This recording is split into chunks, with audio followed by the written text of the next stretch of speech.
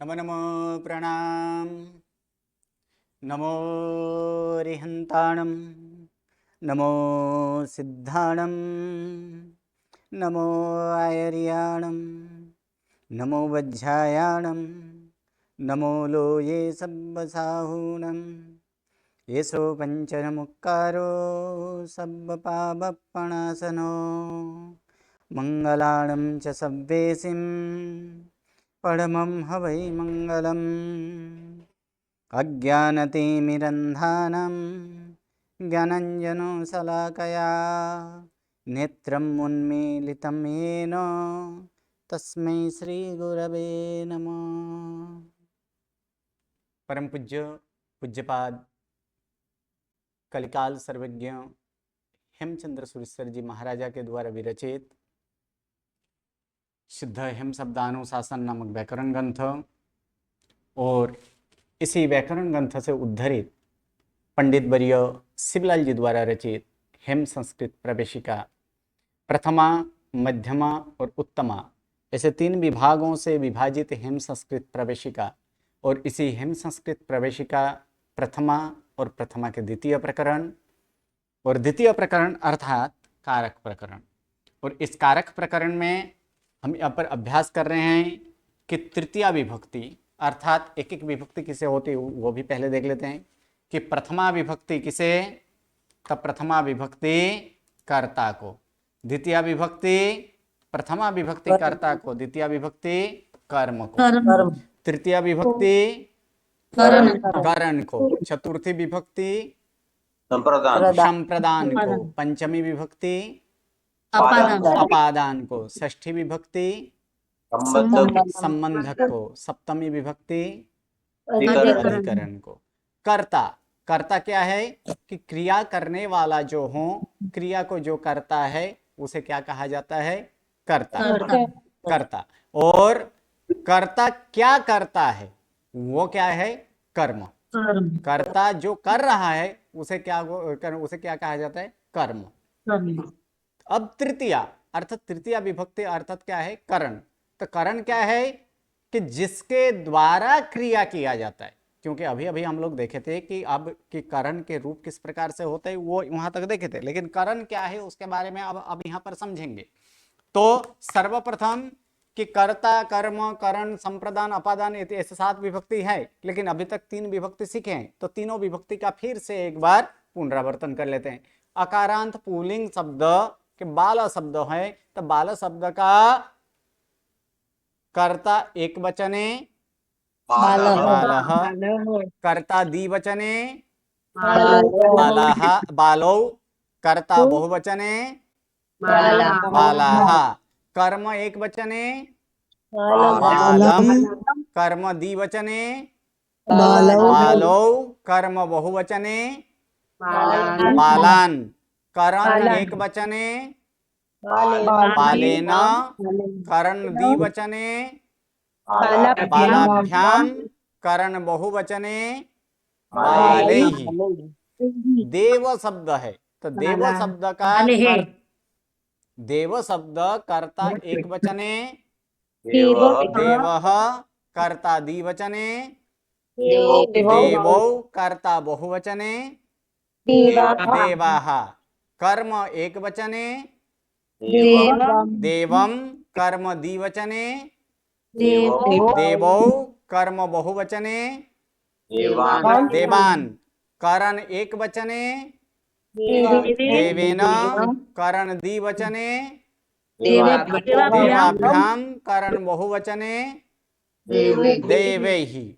सही है। उसी प्रकार वीर शब्द है, तो वीर शब्द का कर्ता एक वचने वीरः, कर्ता द्विवचने वीरौ, कर्ता बहुवचने वीराः, कर्म एक वचने वीरम, कर्म द्विवचने वीरौ, कर्म बहुवचने वीरान। सही है। करण एक वचने अण होगा, अण, हाँ, वीरेण, करण द्विवचने वीराभ्याम, करण बहुवचने वीरैहि। सही है। अब अकारांत नपुंसकलिंग नाम, अकारांत नपुंसकलिंग नामों में हम कमल शब्द देखे थे, कमल।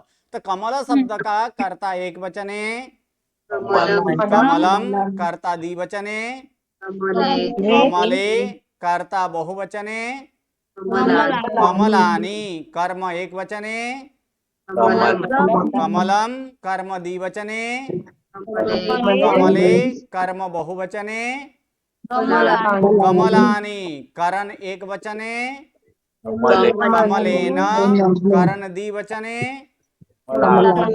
कमलाभ्याम करण बहुवचने, कमलैहि।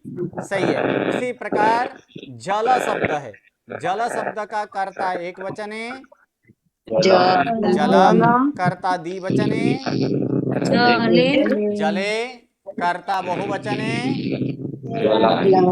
जलानि कर्म एक वचने, जलम कर्म द्विवचने, जले कर्म बहुवचने, जलानि करण एक वचने, जलेन करण द्विवचने, जलाभ्याम करण बहुवचने, जलैहि। नेत्र शब्द, तो नेत्र शब्द का कर्ता एक वचने, नेत्रम कर्ता द्विवचने, नेत्रे कर्ता बहुवचने, नेत्राणि कर्म एक वचने, नेत्रम कर्म द्विवचने, नेत्रे कर्म बहुवचने, नेत्राणि करण एक वचने, नेत्रेण करण द्विवचने, नेत्राभ्याम करण बहुवचने, नेत्रैहि। अस्मद् सर्वनाम, अस्मद् सर्वनाम का कर्ता एक वचने, अहम कर्ता द्विवचने, अवाम कर्ता बहुवचने, वयम कर्म एक वचने, माम कर्म द्विवचने, अवाम कर्म बहुवचने, अस्मान करण एक वचने, मया करण द्विवचने, अवाभ्याम करण बहुवचने, अस्माभिः। क्या आता है? अस्माभिः।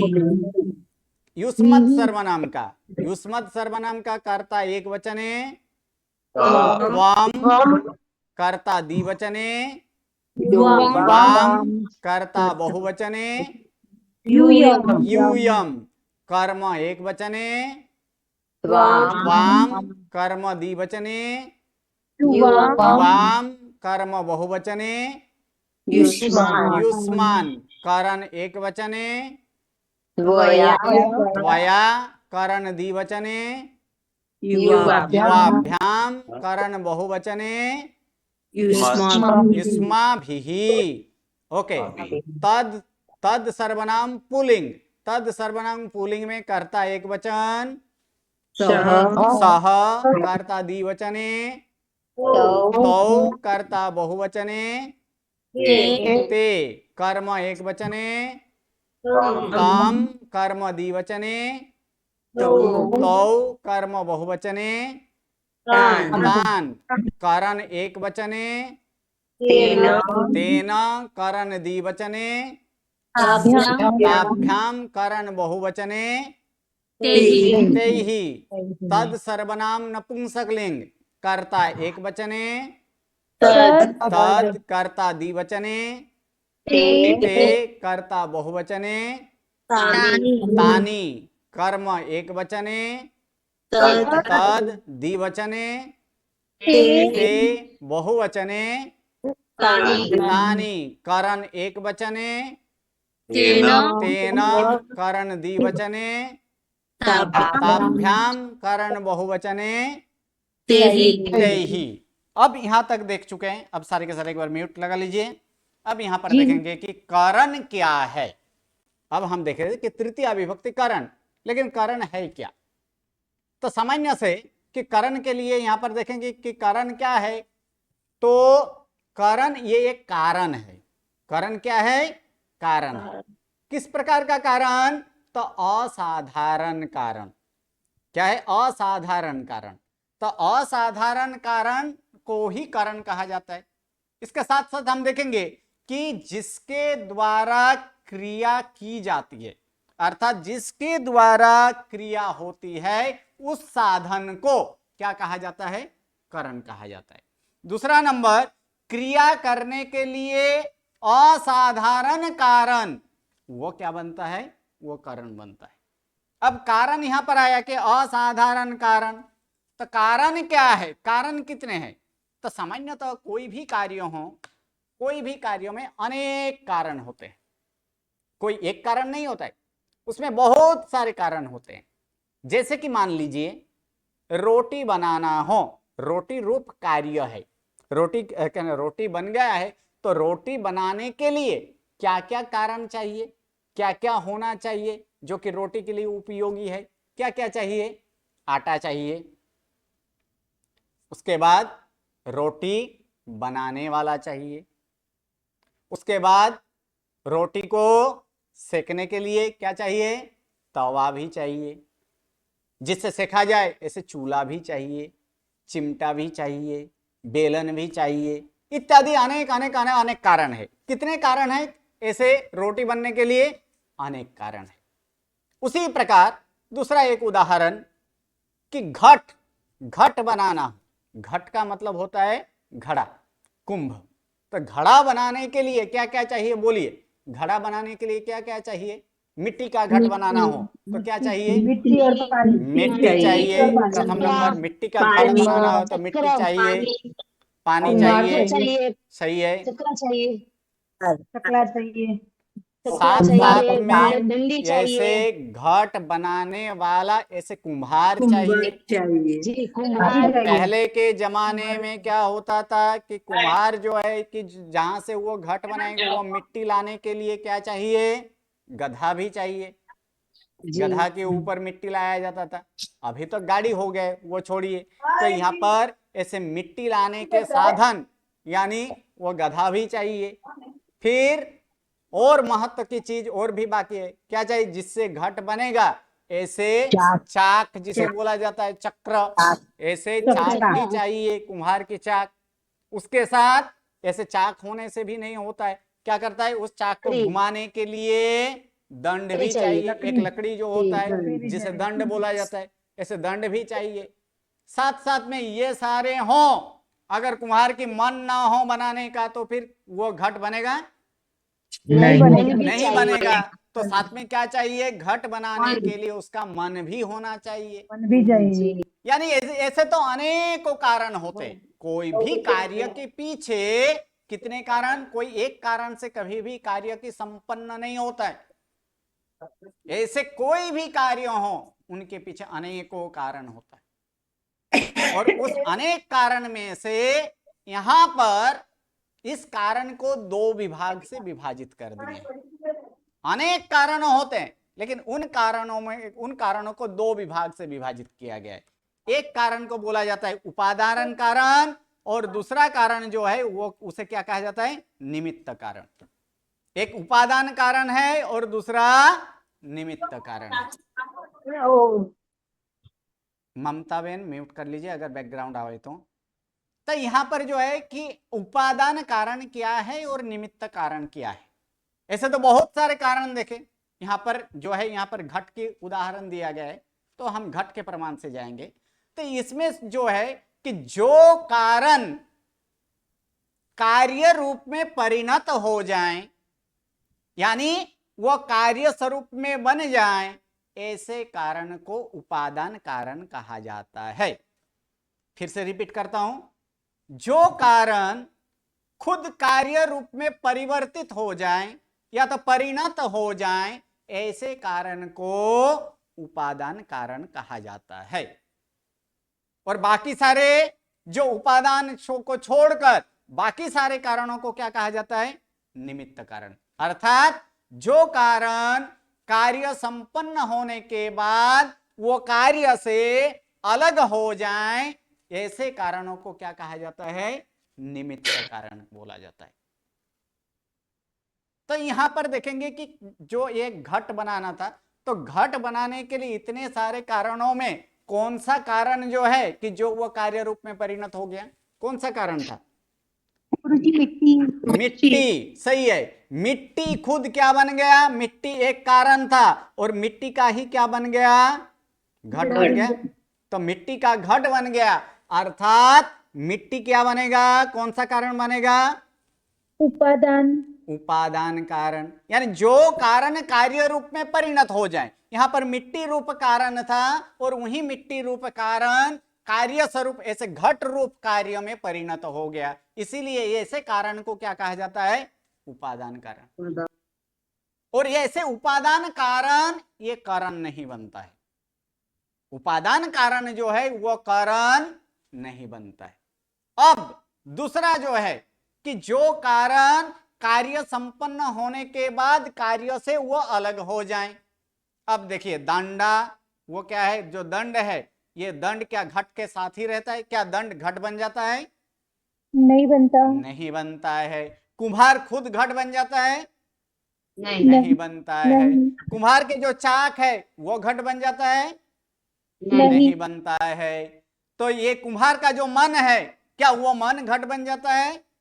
नहीं नहीं। बनता है। तो ऐसे कारणों को क्या है कि वो कार्य होने के बाद उसके उससे अलग हो जाते हैं कि नहीं? उसके साथ तो नहीं रहते हैं, उससे अलग हो जाते हैं। यानी जो कारण, और ये इतने ये सारे कारण कैसे हैं? चाहे निमित्त। ऐसे दंड हो, उसके बाद चाक हो, उसके बाद खुद कुम्हार हो, कुम्हार के मन हो, ये कार्य करने के लिए अति उपयोगी साधन है कि नहीं? अति उपयोगी कारण है कि नहीं? जी। इसके बिना कार्य संपन्न होगा नहीं। नहीं होगा। तो ऐसे कारणों को क्या बोला जाता है? असाधारण कारण। वो साधारण कारण नहीं है, वैसे साधारण अर्थात सामान्य कारण, वो सामान्य कारण नहीं है। कैसे कारण है? असाधारण, अर्थात कार्य करने के लिए ये सारे कारणों का भी जरूरी है। तो ऐसे असाधारण कारण को ही क्या कहा जाता है? कारण। यानी जो निमित्त कारण बनता है वही निमित्त कारण क्या बनता है?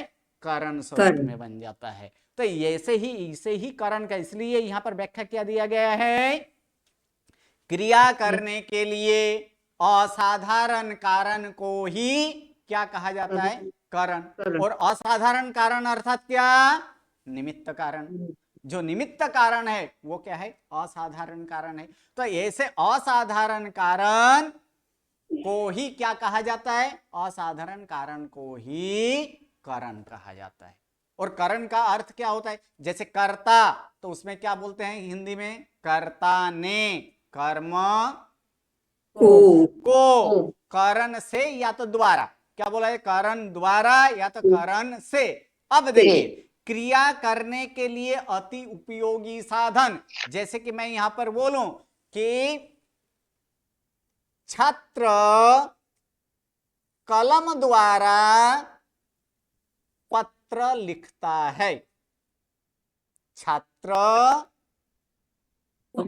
कलम द्वारा पत्र लिखता है, इसमें कर्ता कौन है? छात्र। तो छात्र छात्र कलम करता द्वारा। है,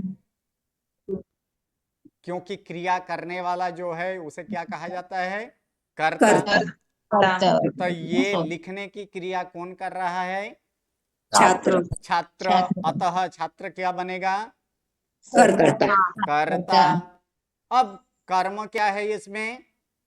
पत्र। पत्र ये कर्म है, क्योंकि क्या लिख रहा है? पत्र लिख रहा है। छात्र क्या कर रहा है? छात्र पत्र लिख रहा है। तो यहाँ पर पत्र क्या बनेगा? कर्म बनेगा। अब पत्र लिखने के लिए अति उपयोगी साधन क्या है? असाधारण कारण क्या है? कलम। तो कलम। तो कलम क्या बनेगा? करण बनेगा। यानी इसलिए छात्र कलम द्वारा, किसके द्वारा? कलम द्वारा पत्र लिखता है। तो कलम जो है वो कलम क्या बनेगा? करण। और करण को कौन सी विभक्ति? तृतीया विभक्ति। करण को तृतीया विभक्ति होती है। और कहां तृतीया विभक्ति होती है?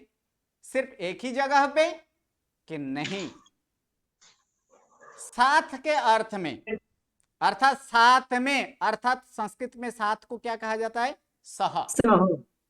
ये सह नाम जिसके साथ संबंध वाला हो, जिस नाम के साथ उसका संबंध हो, वैसे नाम को भी तृतीया विभक्ति, अर्थात वहां भी करण होती है। ऐसे नाम को कौन सी विभक्ति होती है? तृतीया विभक्ति होती है। सिर्फ जो करण बने उसे ही तृतीया विभक्ति नहीं है, और साथ में करण वाला को तो तृतीया विभक्ति होगी ही, लेकिन अगर सह अव्यय जिस नाम के साथ जुड़ा हुआ हो उस नाम को भी तृतीया विभक्ति होती है। ये यहाँ पर ये 2 स्टेप से हम तृतीया विभक्ति को यहाँ पर हम देखें। हाँ बोलिए, क्या प्रश्न है? A9 A20 हाँ A9 क्या प्रश्न है? जी प्रणाम सर। सर जो निमित्त कारण जो है वही असाधारण कारण हुआ। हाँ जी। और जो असाधारण निमित्त हुआ वही करण हुआ। हाँ, असाधारण कारण जो है वही करण हुआ। तो क्योंकि मतलब 2 हम प्रकार तीनों के कारण है, 2 प्रकार के कारण है, एक उपादान कारण और दूसरा निमित्त कारण। बाकी सारे उपादान कारण को छोड़कर बाकी सारे कारण को कारण क्या बनता है? निमित्त कारण। और ऐसे निमित्त कारण ही करण स्वरूप में बनता है, उपादान कारण करण स्वरूप में नहीं बनता है। जी, तो ऐसे अगर सर हम देखें तो निमित्त कारण ही असाधारण कारण निमित्त हुआ और असाधारण निमित्त ही करण हुआ। नहीं, ऐसे नहीं बोला जाता है, ऐसे नहीं बोल सकते हैं। असाधारण निमित्त नहीं बोला जाता, असाधारण कारण बोला जाता है। असाधारण कारण को ही निमित्त कारण कहा जाता है। तो मतलब असाधारण कारण और निमित्त कारण दोनों सेम ही हुआ, दोनों सेम ही हुआ, लेकिन ऐसे असाधारण निमित्त हम नहीं बोलते। जी, मतलब यहाँ पे लिखा है निमित्त कारण, और ऐसे असाधारण निमित्त कारण को ही करण कहा जाता है। करण कहा जाता है। तो मतलब अगर तीनों की व्याख्या हम क्वेश्चन तीनों नहीं, सिर्फ 2 ही तो है। 2 ही है, एक उपादान और एक निमित्त। उपादान कारण और निमित्त कारण, ऐसे कारण का 2 भेद, एक उपादान कारण और दूसरा कारण क्या है? निमित्त कारण। उपादान कारण क्या है? जो कारण कार्य स्वरूप में बन जाए उसे क्या कहते हैं? उपादान कारण। और उपादान कारण को छोड़कर बाकी सारे कारण को क्या कहा जाता है? निमित्त कारण। और ऐसे ही निमित्त कारण कैसे बनते हैं? निमित्त कारण कोई साधारण कारण नहीं है, निमित्त कारण कैसे कारण है? असाधारण कारण है। और ऐसे असाधारण कारण को ही कारण कहा जाता है। क्लियर? अब 3 प्रकार का कारण नहीं है, कारण कितने हैं? 2 प्रकार का। जी जी सर, ओके क्लियर जी, प्रणाम। ओके, चलिए अब यहां पर हम देखेंगे कि ऐसे क्या क्या है। तो जिसके द्वारा क्रिया करने के लिए अति उपयोगी जो साधन होगा वो क्या बनेगा? कारण बनेगा कि नहीं? क्रिया करने के लिए उपयोगी जो साधन है, जैसे कि मान लीजिए यहां पर पत्र वाला देखें। अब यहां पर कि महेश हाथ द्वारा फल खाता है, महेश हाथ द्वारा फल खाता है, इसमें असाधारण कारण क्या है? या तो उपयोगी, ऐसे उपयोगी साधन क्या है? हाथ है। सही है। कि वृद्ध लकड़ी से चलता है, वृद्ध लकड़ी से मतलब लकड़ी द्वारा चलता है। तो यहां पर असाधारण कारण क्या हुआ? या उपयोगी साधन क्या हुआ? उपयोगी साधन लकड़ी, क्योंकि वह लकड़ी से चलता है या लकड़ी द्वारा वह चलता है। चलने में सहायक करने वाला, चलने के कार्य में सहाय करने वाला जो कारण है उसे ही क्या कहा जाएगा? कारण कहा जाएगा। साथ में यहां पर देखे कि सह अव्यय जिसके साथ संबंध वाला हो। सह अव्यय, सह का अर्थ क्या होता है? साथ में। जैसे कि मैं बोलूं कि बालक पिता के साथ जाता है, तो इसमें करण किसको लगेगा? बालक को कि पिता को? पिता को। सोच लीजिए। बालक पिता के साथ फिर से सेंटेंस बोलिए। फिर से सेंटेंस दोहराता हूं। बालक पिता के साथ जाता है, पिता को करण लगेगा। पिता को जाता है। पिता के साथ हाँ, जनके सह चलिए दूसरा प्रश्न। शिष्य गुरु के साथ विहार करता है। गुरु को लगेगा गुरुजी करण। गुरु हाँ, के साथ। क्योंकि साथ का संबंध किसके साथ? गुरु के साथ। किसके साथ? पिता के साथ। किसके साथ? मित्र के साथ। तो फिर इस प्रकार जिसके साथ हो उस नाम को क्या लगेगा? तृतीया विभक्ति, अर्थात वो करण बनेगा। जैसे कुछ उदाहरण, अहम जनकेन सह गच्छामि। कोई इसका उच्चारण गलत कर देते हैं। कहां पर गलत करते हैं?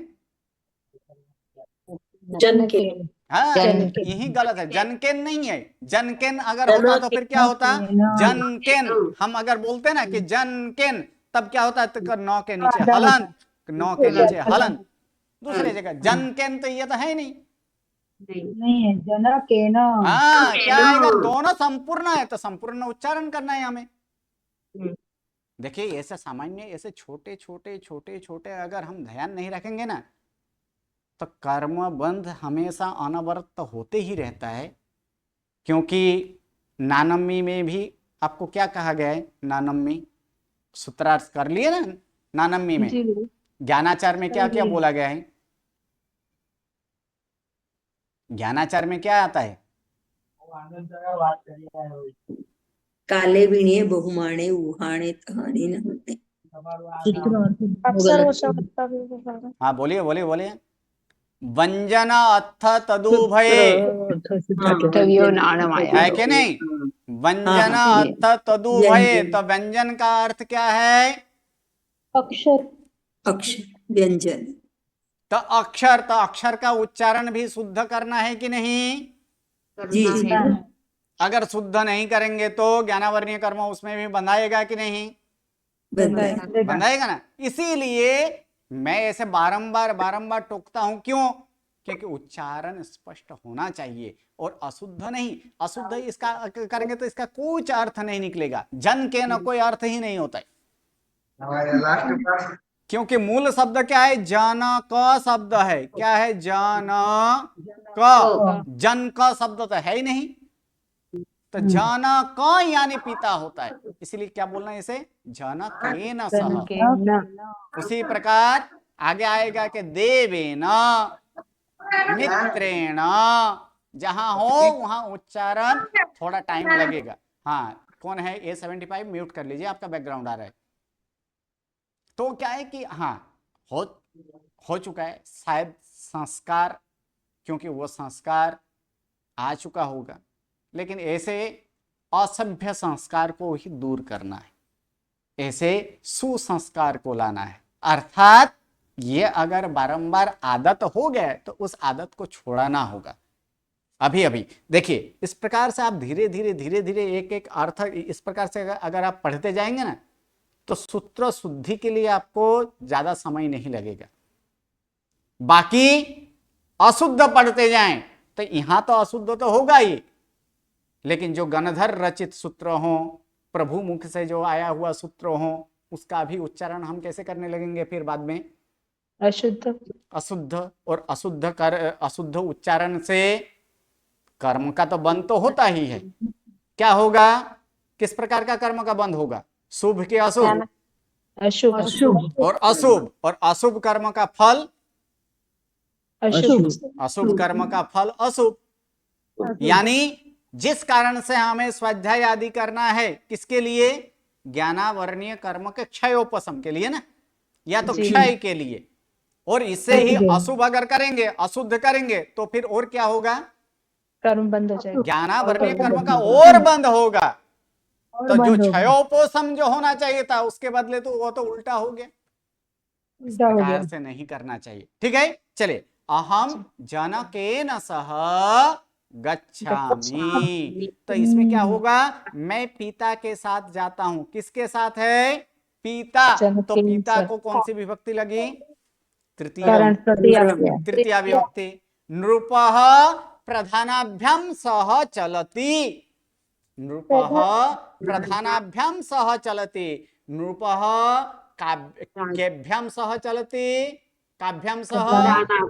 प्रधानाभ्याम। नृप यानी राजा चलता है, या तो चलते हैं, मानवाचक बोले तो क्या बोलेंगे यहाँ पर, चलते हैं। किसके साथ, प्रधान अर्थात दो प्रधान के साथ। दो प्रधान, क्योंकि प्रधानाभ्याम कहां पर आया, द्विवचन में आया ना, वचन में तो क्या होगा यहाँ पर, दो प्रधान के साथ चलते हैं। उसके बाद क्या है यहाँ पर, समित्रे सह क्रीडति, कै सह क्रीडति, मित्रैः सह समित्रे सह क्रीडति, मित्रे सह कह क्रीडति, मित्रे सह सह क्रीडति, सह मित्रे सह किम करोति, मित्रे सह मित्रे सह क्रीडति, अर्थात वह मित्र के साथ खेलता है। अब किसके साथ, मित्र के साथ, तो वह को तृतीया नहीं, किसको लगेगा, मित्रों को तृतीया लगेगा। त्वं मया सह जेमसि, त्वं मया सह जेमसि, तुम खाते हो, किसके साथ, हमारे साथ। मया हमारे सह, साथ। अर्थात मेरे मेरे साथ। साथ। हमारे इसी प्रकार और उदाहरण आपको यहाँ पर लिखना है जो कि सह अव्यय से आया हुआ है, ठीक है। इसे जैसे कि मैं पिता के साथ जाता हूं, ये अब इसी प्रकार से और भी वाक्य बन सकता है। क्या क्या बन सकता है, बोलिए। त्वं मित्रेण सह पठति, हाँ, अहम मित्रेण सह नहीं होता है, क्या होगा, नहीं त्वं हाँ मित्रेण मित्रेण, सह, हाँ मित्रेण होगा, सही है। जी त्वं मित्रेण सह पठसि, पठती नहीं होगा, पठसी, पठसि पठसि हाँ, पठसि तम के साथ क्या है, सह कहने पठसी। पठसी हो जाएगा। पठसि पठसि। उसी प्रकार का बालः मातुलेन सह खादति, मातुल अर्थात मामा माता, मामा, मामा, यानी मामा। बालक मामा के साथ खाता है। उसी प्रकार आचार्यः शिष्यैः सह विहरति विहरति, विहरति, अर्थात आचार्य शिष्यों के साथ विहार करते हैं। इस प्रकार जो है कि बाकी का ये 7 वाला ये ढूंढकर आपको यहाँ पर लिखना है। इस प्रकार ये तृतीया विभक्ति यहाँ पर पूर्ण होता है। अब आता है चतुर्थी विभक्ति। तो फिर से एक बार, प्रथमा विभक्ति कर्ता को, द्वितीया विभक्ति कर्म को, तृतीया विभक्ति करण को, चतुर्थी विभक्ति संप्रदान, अपादान नहीं, क्या है, चतुर्थी विभक्ति संप्रदान। और संप्रदान के लिए यहाँ पर देखेंगे कि संप्रदान में क्या होता है, बाला शब्द का संप्रदान एक वचने बालाय, संप्रदान द्विवचने बालाभ्याम, संप्रदान बहुवचने बालेभ्य। उसी प्रकार क्योंकि पुल्लिंग और नपुंसकलिंग तृतीया से एक समान है, अर्थात जिस प्रकार बालाय हुआ उसी प्रकार संप्रदान एक वचने कमलाय, संप्रदान द्विवचने कमलाभ्याम, संप्रदान बहुवचने कमलेभ्य। अब देखिए क्यों, क्योंकि इनका प्रत्यय एक समान है। क्या है, तो संप्रदान एक वचने य, संप्रदान द्विवचने भ्याम और संप्रदान बहुवचने भ्यस। अब यहाँ पर ये तो सीख चुके हैं, भ्याम वाला सीख चुके हैं कि नहीं, भ्याम वाला वही था, वहां भी तृतीया द्विवचन में क्या था, बालाभ्याम, कमलाभ्याम, देवाभ्याम इत्यादि था कि नहीं। तो वो भ्याम प्रत्यय लगने से क्या होता है, तो भ्याम प्रत्यय लगने से पूर्व के अ का आ होता है, वो तो सीख चुके हैं। अब ये दोनों है कि बालाय और बालेभ्य, या तो कमलाय कमलेभ्य। तो इसके लिए एक प्रत्यय क्या है, य, और दूसरा प्रत्यय बहुवचन का प्रत्यय भ्यस।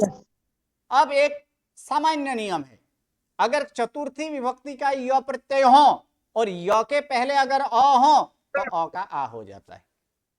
याद रह जाएगा। जी गुरुजी। चतुर्थी विभक्ति का य प्रत्यय हो और उसके पहले अगर अ हो तो अ का क्या होता है, आ होता है। अब देखिए कि बाल प्लस य, तो य प्रत्यय लगने से पूर्व में अ है कि नहीं, है ना। तो फिर अ का क्या हो जाएगा, हाँ, अर्थात क्या होगा, बाला प्लस य, यानी दोनों जोड़ देंगे, पद बना देंगे, क्या होगा, बालाय। उसी प्रकार कमल प्लस य, कमलाय। देव प्लस य, देवाय। नर फिर यहाँ पर जनक प्लस य, जनकाय। आचार्य प्लस य, आचार्य। वो तो हो चुका है। अब दूसरा जो है ये भ्यास वाला।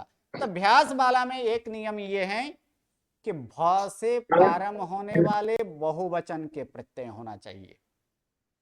देखिए भ्याम ये भी किससे प्रारंभ हो रहा है, भ से। लेकिन भ्याम प्रत्यय भ से प्रारंभ होता है, यहां तक ठीक है, लेकिन भ्याम प्रत्यय बहुवचन का नहीं है बहुवचन का नहीं है। तो ये भ्यास प्रत्यय भ से प्रारंभ होता है और बहुवचन का भी प्रत्यय है। तो यहां पर क्या बोला गया है कि भ से प्रारंभ होने वाले बहुवचन के प्रत्यय के पहले यानी प्रत्यय के पूर्व में अगर अ हो तो अ का ए होता है। क्या होता है, अ का ए। इसमें दो सिचुएशन आया। सिचुएशन नंबर 1 कि प्रत्यय किससे प्रारंभ होने वाला चाहिए, भ से। और दूसरा साथ साथ में कि वो भ से प्रारंभ हो तो वो तो ठीक है, लेकिन साथ साथ में क्या होना चाहिए, बहुवचन का होना चाहिए। एक वचन हो तो नहीं होगा, द्विवचन हो तो नहीं होगा। क्या चाहिए, भ से प्रारंभ होने वाला और बहुवचन का प्रत्यय अगर हो तो उसके पूर्व में अगर अ हो तो अ का क्या हो जाएगा, ए होगा। आ नहीं, अ का क्या होगा, ए होगा। इसलिए बाल प्लस भ्यस, तब भ्यस ये भ से प्रारंभ होने वाला है तो है, बहुवचन का है तो बहुवचन का है, तो उसके पूर्व में अ है कहां पर अ है, ल में अ है, ल में अ है, बाल, ल में अ है, तो फिर यहाँ पर क्या बनेगा, बाले बन जाएगा। बाले प्लस भ्यस और पद बना देंगे, क्या होगा पद, बाले भ्यस। क्या पद बना, बाले भ्यस। और फिर हम जानते हैं कि पद के अंत में स हो तो क्या होता है, र होता है, अर्थात बाले भ्य। और पदांत र के बाद विराम अथवा अघोष व्यंजन आए तो र का विसर्ग। नियम कितना आया, एक ही आया ना, एक ही आया। क्या किए, अ का एक किए, यही एक नियम आया ना। बाकी नियम तो पहले का ही नियम है कि नहीं, पहले का नियम।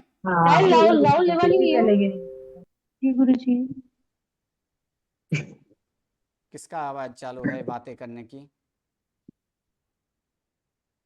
तो इस प्रकार यहां पर देखें कि ये सारे के सारे पुरातन नियम ही है, कोई नवीन नियम नूतन नियम नहीं आया। सिर्फ नूतन नियम सिर्फ ये आया कि य प्रत्यय हो, वो भी किसका होना चाहिए, य प्रत्यय, चतुर्थी विभक्ति का। चतुर्थी विभक्ति के य प्रत्यय हो और य के पूर्व में अ हो तो अ का आ होता है। दूसरा नियम यहाँ पर देखे कि भ से प्रारंभ होने वाले प्रत्यय यानी बहुवचन के प्रत्यय के पहले अ हो तो अ का ए होता है, ये होता है। यही दो नियम है और कुछ नहीं है। तो इसको हम सिद्ध करेंगे कि बालाय, अभी अभी तो सिद्ध कर चुके हैं आप सब। क्या होगा कि धातु सिवाय के शब्द को नाम कहा जाता है। नाम क्या है, बाल।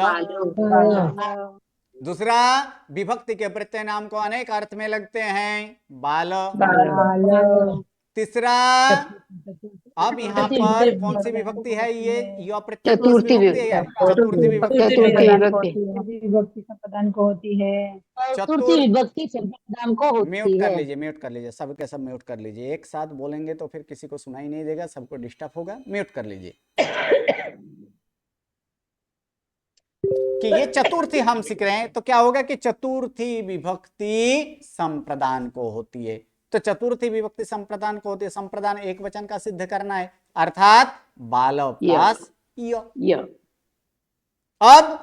अब ये नियम जो देखे कि चतुर्थी विभक्ति के य प्रत्यय लगने पर क्या होता है, तो चतुर्थी विभक्ति की य प्रत्यय लगने पर पूर्व के अ का आ होता है। होता है। तो य के पूर्व में अ है कि नहीं ये देखना है तो है, है। तो वो जो अ है वो अ का आ हो जाएगा, अर्थात बाला प्लस य। दस य।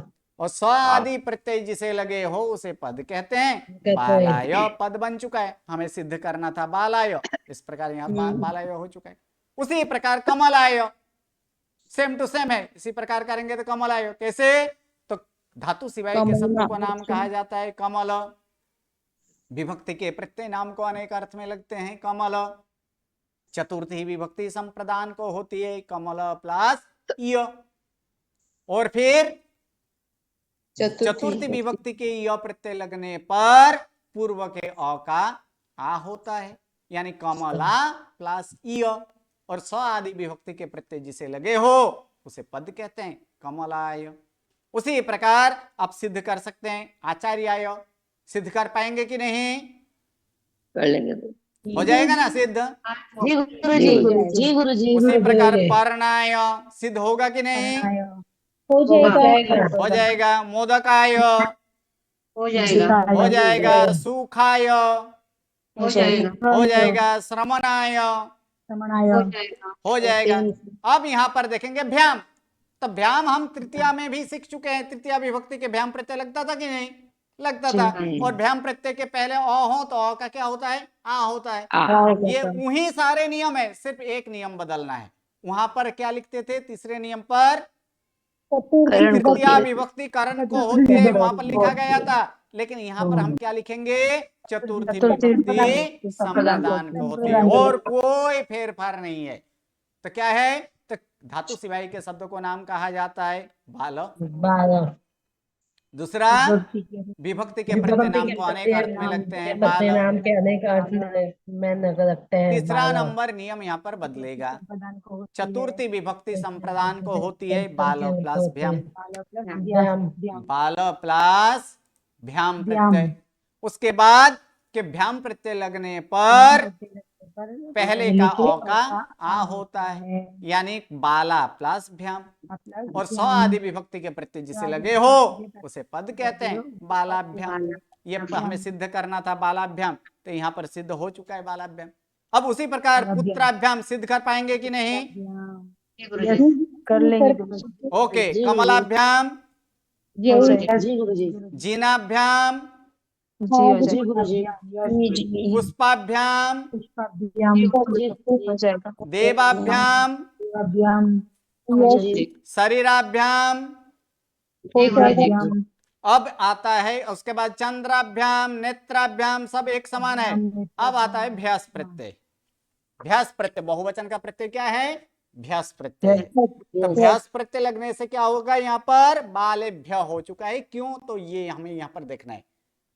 तो जैसे हम बोले कि भ से प्रारंभ होने वाले बहुवचन के प्रत्यय के पहले अगर अ हो तो अ का ए होता है। सिर्फ यही एक नियम है, और कुछ नियम है ही नहीं, सिर्फ यही एक नियम है बस।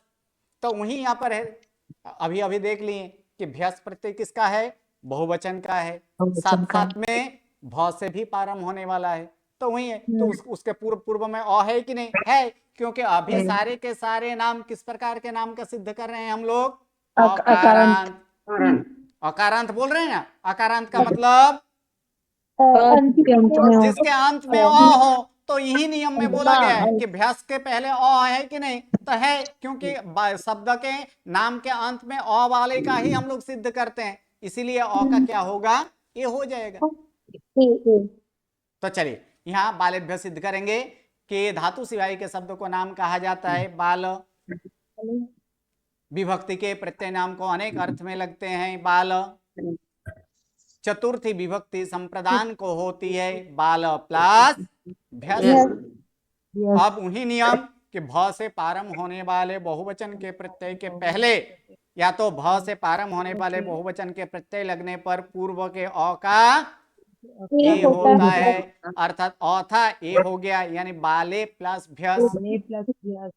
अब स्वादि प्रत्यय जिसे लगे हों उसे पद कहते हैं बाले भ्यस। क्या पद बना? बाले भ्यस। डायरेक्ट बाले भ्य ऐसे नहीं बोल देना है। क्यों? क्योंकि पद इसी का पद बना है, ये जो है इसका ही यहाँ पर पद बना है, तो पद क्या बनेगा? बाले भ्यस। तो फिर भ्यः कैसे हो गया? तो हम जानते हैं कि पद के अंत में स हो तो स का र होता है, अर्थात बाले भ्यर।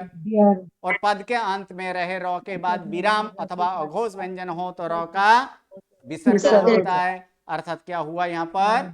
बाले भ्य। हो गया क्लियर? चलिए उसी प्रकार से कमलेभ्य होगा। कौन सिद्ध करेगा? कमलेभ्य। कोई भी 5 जन को मैं पूछूंगा। चलिए कमलेभ्य के लिए कौन सिद्ध करेगा? ओके, A80 बोलिए। A80 जी गुरुजी। बोलिए, कमलेभ्य सिद्ध कीजिए। सुना गुरुजी। धातु सिवाय के शब्दों को नाम कहते हैं। नाम गुरुजी बता करने दीजिए। कमलेभ्य सिद्ध करना है। कमलेभ्य, तो इसमें नाम क्या है? कमल। कमल। कमल, सही है। उसके बाद क्वेश्चन के लिए विभक्ति के नाम के अनेक अर्थ लगते हैं। कमल। नियम अभी तक पक्का नहीं हुआ है। ये कितने यहाँ तक बना लिए हैं? यानी आप लोग क्या करते हैं यहाँ पर, जैसे किसी का भी सिद्ध करते हैं इस तरह से करने लगते हैं कि जीना, उसके बाद फिर से जीना, उसके बाद क्या लिखते हैं? जीना प्लस भ्यस। उसके बाद जीने क्या करते हैं? जीने प्लस भ्यस। उसके बाद क्या करते हैं? जीने प्लस भ्यर। और उसके बाद जीने भ्य। ऐसे करते हैं ना? नहीं गुरुजी, वो नियम लिखते हैं, अब तक शुरू नहीं किया है। तो फिर अभी तक नियम पक्का क्यों नहीं होगा? अगर नियम लिखे हैं इतने सारे, अगर होमवर्क अगर हो चुका है तो नियम तो इजीली है। एक एक नियम ही नया आ रहा है। जी गुरुजी, करती हूँ। थोड़ा बोल। धातु सिवाय के शब्दों को नाम कहा जाता है। कमल। विभक्ति के प्रत्यय नाम को अनेक अर्थ लगते हैं। अनेक अर्थ में लगते हैं। कमल। अनेक अर्थ में लगते हैं। कमल। चतुर्थी विभक्ति संप्रदान को होती है। कमल प्लस ब्लस। ब से प्रारंभ होने वाले बहुवचन के प्रत्यय लगने पर पूर्व के अ का ए होता है। काले कमले प्लस ब्लस। ओके। आदि विभक्ति के प्रत्यय जिसे लगे हो उसे पद कहते हैं। कमलेभ्यस। पद के अंत में स हो तो उसका र हो जाता है। कमलेभ्य। पद के अंत में रहे र के बाद विराम अथवा अघोष व्यंजन हो तो र का विसर्ग हो जाता है। कमलेभ्य। ओके, धन्यवाद। चलिए A14 जिनेभ्य। प्रणाम गुरुजी। धातु सिवाय के शब्दों को नाम कहा जाता है। जिन विभक्ति के प्रत्यय नाम को अनेक अर्थ में लगता है। जिन चतुर्थी विभक्ति संप्रदान को होती है। जिन प्लस भ्यस। भ से प्रारंभ होने वाले बहुवचन के प्रत्यय के पहले अ हो तो उसका ए हो जाता है। जीने प्लस भ्यस। स आदि विभक्ति के प्रत्यय जिसे लगे उसे पद कहते हैं। जिनेभ्यस। पद के अंत में स हो तो उसका र हो जाता है। जिनेभ्यर। पद के अंत में रहे र के बाद विराम अथवा अघोष व्यंजन आए तो र का विसर्ग हो जाता है। जिनेभ्यर। जिनेभ्य। धन्यवाद। A9 जनकेभ्य। जी प्रणाम सर। जनकेभ्य सर। जी, धातु सिवाय के शब्दों को नाम कहा जाता है। धातु है जनक। धातु नहीं, विभक्ति नाम मीठा में। विभक्ति के प्रत्यय नाम को अनेक अर्थ में लगते हैं। जनक। चतुर्थी विभक्ति संप्रदान को होती है। जनक प्लस भ्यस। भ से प्रारंभ होने वाले बहुवचन के प्रत्यय लगने पर पूर्व के अ का ए हो जाता है। जनके प्लस भ्यस। स आदि विभक्ति के प्रत्यय जिसे लगे हो उसे पद कहते हैं। जनकेभ्यस। पद के अंत में स हो तो उसका र हो जाता है। जनकेभ्यर। पद के अंत में रहे र के बाद विराम अथवा अघोष व्यंजन हो तो र का विसर्ग हो जाता है। जनक जनकेभ्य। ओके, धन्यवाद। चलिए उसके बाद A42 लास्ट, A42 आप बोलिए गृहेभ्य। A42 हाँ जी। जी प्रणाम गुरुजी। हम्म, धातु सिवाय के शब्दों को नाम कहा जाता है गृहे। गृहे नहीं है, गृह। ओके, गृह। विभक्ति के प्रत्यय नाम को अनेक अर्थ में लगते हैं। गृह चतुर्थी विभक्ति संप्रदान को होती है। गृह प्लस भ्यस। भ से प्रारंभ होने वाले बहुवचन के प्रत्यय लगने पर पूर्व के अ का ए होता है। गृहे प्लस भ्यस। स विभक्ति के प्रत्यय जिसे लगे हो उसे पद कहते हैं। गृहे गृहेभ्यस। पद के अंत में स हो तो उसका र हो जाता है। गृहेभ्यर। पद के अंत में रहे र के बाद विराम अथवा अघोष व्यंजन हो तो र का विसर्ग हो जाता है। गृहेभ्य। ओके, धन्यवाद। चलिए अब यहां पर देखेंगे सर्वनाम के। अस्मत् सर्वनाम का चतुर्थी एक वचने अर्थात संप्रदान एक वचन में क्या होता है? मह्यम। क्या आएगा? मह्यम। चतुर्थी संप्रदान एक वचने क्या आएगा? मह्यम। द्विवचने आबाभ्याम। द्विवचने आबाभ्याम और बहुवचने अस्मभ्यम। अस्मत् सर्वनाम चतुर्थी अर्थात संप्रदान एक वचने मह्यम, द्विवचने आबाभ्याम और बहुवचने अस्मभ्यम। अब उसी प्रकार युष्मत् सर्वनाम का संप्रदान एक वचने तुभ्यम। अब भक्तामर में भक्तामर सूत्र जो किए हैं तो उसमें भी बारंबार आता है कि तुभ्यम नमस्त्री जगतिर, आता है ना? तो वहां पर तुभ्यम, तो ये तुभ्यम कौन सी विभक्ति है? चतुर्थी। अर्थात संप्रदान है वहां पर। क्यों संप्रदान लगा वो उसके बारे में बाद में करेंगे। तो युष्मत् सर्वनाम का चतुर्थी अर्थात युष्मत् सर्वनाम का संप्रदान एक वचने तुभ्यम, संप्रदान द्विवचने युवाभ्याम, संप्रदान बहुवचने युष्मभ्यम। फिर से एक बार, युष्मत् सर्वनाम का चतुर्थी या तो संप्रदान एक वचने तुभ्यम, द्विवचने युवाभ्याम और बहुवचने युष्मभ्यम। अब तद सर्वनाम पुल्लिंग नपुंसकलिंग दोनों का साथ में है तो दोनों के एक साथ भी बोलेंगे कि पुल्लिंग नपुंसकलिंग सर्वनाम एक संप्रदान एक वचने तस्मै, द्विवचने ताभ्याम और बहुवचने तेभ्य। फिर से एक बार, तद सर्वनाम पुल्लिंग नपुंसकलिंग में संप्रदान एक वचने तस्मै, द्विवचने ताभ्याम, बहुवचने तेभ्यः। अब चतुर्थी विभक्ति किसे कहते हैं? संप्रदान को। अब संप्रदान क्या है? ऐसे तो नाम से ही पता चलता है कि संप्रदान क्या है? किसी को प्रदान, प्रदान करना। प्रदान का मतलब देना तो वही है जिसे दिया जाता है उसे संप्रदान। दूसरा नियम आगे आएगा कि के लिए के अर्थ में, के लिए जैसे खाने के लिए, जाने के लिए, पढ़ने के लिए, लिखने के लिए, तो के लिए जहां भी आए वहां भी कौन सी विभक्ति होगा? वहां भी कौन सी होगी? चतुर्थी। अर्थात वहां भी चतुर्थी विभक्ति। और भी है, और क्या क्या है वो आगे जाकर हम देखेंगे। चलिए, नमो नमः, प्रणाम। गुरुजी छोटा सा प्रश्न था। गुरुजी एक छोटा सा प्रश्न था। बोलिए। गुरुजी प्लीज एक अंगा और अंगाभ्याम ये दो शब्द लिख के बताइए ना। क्या? अंगा अंगा। एक एक करके पूछिए, साथ में कोई नहीं बोले। हाँ, फिर से बोले, रिपीट कीजिए, क्या बोले आप? गुरुजी बहुवचन का अंग का कर्ता बहुवचन अंगाहा लिख के बताइए एक तो। ओके, क्या करना है इसमें? अंग शब्द लिखना है, ठीक है? अ लिखिए, उसके बाद ये ग और उसके बाद ग करना है नीचे। ये क्या हुआ? जी। अंग। अंग। ठीक है, इसमें क्या करना है? अंग का कौन सा रूप यहाँ पर लिखना है? बहुवचन, कर्ता बहुवचन। कर्ता अंगा। बहुवचन। अंग शब्द नपुंसकलिंग है, इसलिए क्या होगा यहाँ पर? अंगानी।